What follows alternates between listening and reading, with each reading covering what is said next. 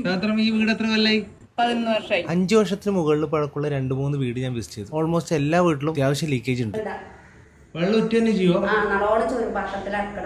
സത്യം പറഞ്ഞാൽ നമ്മുടെ നാട്ടിലൊക്കെ ഈ വാട്ടർ പ്രൂഫിംഗ് ഒന്നും വീടിന് ആരും യൂസ് ചെയ്യാറില്ല. ഇനി അഥവാ യൂസ് ചെയ്യുന്നുണ്ടെങ്കിൽ വീടിന്റെ അത്രയും ലീക്കേജ് കണ്ടതിന് ശേഷം നമ്മൾ വീടിന്റെ വാളിന് ടേപ്പ്, പ്രൈമറി പെയിന്റ് ഒക്കെ നിർബന്ധമായിട്ട് ചെയ്യുന്ന ഒരു കാര്യം. അതേപോലെ നിർബന്ധമായിട്ട് ചെയ്യേണ്ട ഒരു കാര്യം തന്നെയാണ് പുതിയ വീട് കിട്ടുമ്പോൾ വാട്ടർ പ്രൂഫിംഗ് ചെയ്യാന്നുള്ളത്. വാട്ടർ പ്രൂഫിംഗ് ആക്ച്വലി നമ്മൾ ഒരു ബിൽഡിങ്ങിൽ ലീക്ക് വന്നതിന് ശേഷം ചെയ്യേണ്ട ഒരു സംഭവമല്ല. നമ്മൾ ശരിക്കും അതിനൊരു പ്രിക്കോഷൻ എന്നുള്ള രീതിയിൽ നമ്മളെ സ്ട്രക്ചറിനകത്ത് വെള്ളം കയറി കഴിഞ്ഞ് കഴിഞ്ഞാൽ നമുക്ക് അതിൻ്റെ അയൺ ബാർസ് എല്ലാം തുരുമ്പെടുക്കും. മീൻസ് അതിനകത്ത് എവിടെയെങ്കിലും ഒരു കോർണറിൽ കയറി കഴിഞ്ഞ് കഴിഞ്ഞാൽ അതൊരു ക്യാൻസർ പോലെ ഇങ്ങനെ ട്രാവൽ ചെയ്തുകൊണ്ടിരിക്കുക ചെയ്യുക.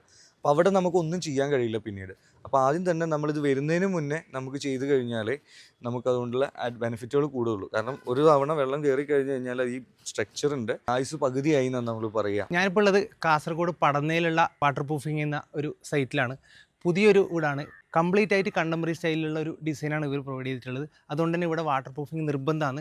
ഒരു സൺഷെയ്ഡോ കാര്യമായിട്ടുള്ള ഒരു പ്രൊട്ടക്ഷനോ ഇല്ല. നേരെ മഴ വാളിലേക്കാണ് കൊള്ളുന്നത്.